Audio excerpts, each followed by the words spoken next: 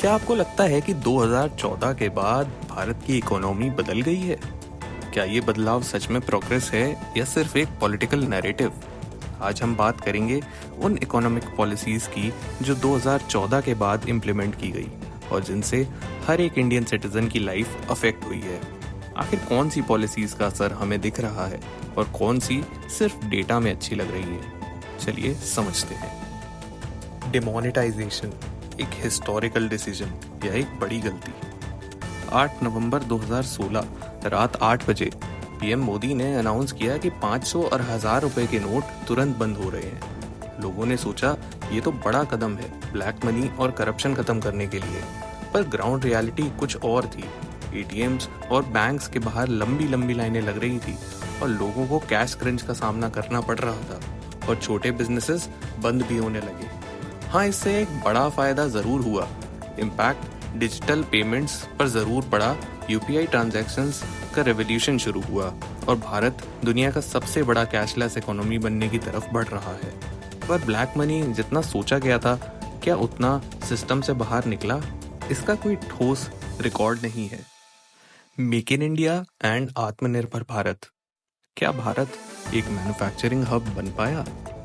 साल 2014 में make in India initiative launch हुआ था, जिसका गोल था फॉरेन इन्वेस्टमेंट्स अट्रैक्ट करना और इंडिया को मैन्युफैक्चरिंग पावर हाउस बनाना। ये पॉलिसी इंडिया के इंडस्ट्रियल सेक्टर के लिए एक गेम चेंजर बन सकती थी, पर इंफ्रास्ट्रक्चर और ब्यूरोक्रेटिक हर्डल्स की वजह से एक्सपेक्टेड स्पीड नहीं मिली।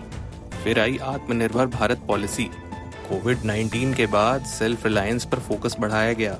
गवर्नमेंट ने लोकल इंडस्ट्रीज और स्टार्टअप्स को प्रमोट करने के लिए काफ़ी इंसेंटिव्स दिए। डिफेंस और इलेक्ट्रॉनिक्स मैन्युफैक्चरिंग में प्रोग्रेस दिख रही है, पर की इंडस्ट्रीज जैसे सेमीकंडक्टर्स और हाई टेक मैन्युफैक्चरिंग में अभी भी ग्लोबल डिपेंडेंसी बनी हुई है। डिजिटल इंडिया भारत का सबसे बड़ा टेक रेवोल्यूशन। आज आप चाहे एक छोटी चाय की टपरी पर हो या एक बड़े मॉल में, यूपीआई पेमेंट्स सब जगह एक्सेप्टेड हैं। ये पॉसिबल हुआ डिजिटल इंडिया इनिशिएटिव की वजह से। गवर्नमेंट ने 2015 में कैंपेन शुरू किया और आज इंडिया डिजिटल ट्रांजैक्शंस में दुनिया के सबसे आगे वाले देशों में शामिल हो चुका है। आधार से link bank accounts, online services, AI driven governance की पॉलिसीज के की आउटकम्स हैं। पर क्या पूरा देश भारत में डिजिटल अडॉप्शन में सक्सेसफुल हुआ? रूरल एरियाज जहां अभी भी बैंक अकाउंट्स और ऑनलाइन पेमेंट्स, इंटरनेट कनेक्टिविटी एक मेजर चैलेंज है। सरकार उस बारे में क्या कर रही है, ये भी सोचने वाली बात है। पीएलआई स्कीम, क्या इंडिया मैन्युफैक्चरिंग सुपर पावर बन सकता है? एक और मेजर पॉलिसी जो 2020 में लॉन्च हुई थी, प्रोडक्शन लिंक्ड इंसेंटिव, जिसे शॉर्ट में पीएलआई स्कीम भी कहा जाता है। इसका गोल है डोमेस्टिक मैन्युफैक्चरिंग को बढ़ावा देना और ग्लोबल कंपनीज को इंडिया में फैक्ट्री सेटअप करने के लिए अट्रैक्ट करना। मोबाइल मैन्युफैक्चरिंग सेक्टर में इसका इम्पैक्ट दिखने लगा है। एप्पल और सैमसंग जैसी कंपनीज ने इंडिया में प्रोडक्शन यूनिट सेटअप कर दिए हैं। Current economic scenarios, growth versus challenges.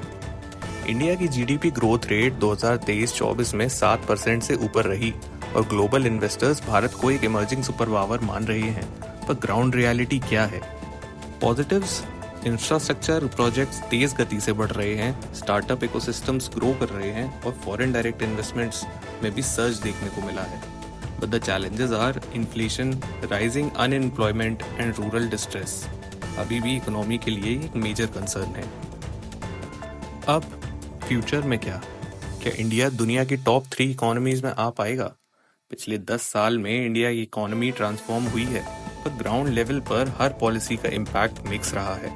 Government नई इंफ्रास्ट्रक्चर और टेक ड्रिवन इनिशिएटिव्स के साथ फ्यूचर रेडी इकोनॉमी बनाने की कोशिश कर रही है, पर क्या ये इनफ होगा? क्या नए इकोनॉमिक रिफॉर्म्स हमें चाइना और यूएस के कंपटीशन में आगे लेके जा सकते हैं? आपका क्या कहना है? क्या आप इन पॉलिसीज का असर महसूस करते हैं? कमेंट सेक्शन में अपनी ओपिनियन ज़रूर शेयर करें और ऐसे और भी डीप डाइव एनालिसिस के लिए चैनल को सब्सक्राइब करना ना भूलें। मिलते हैं अगले वीडियो में।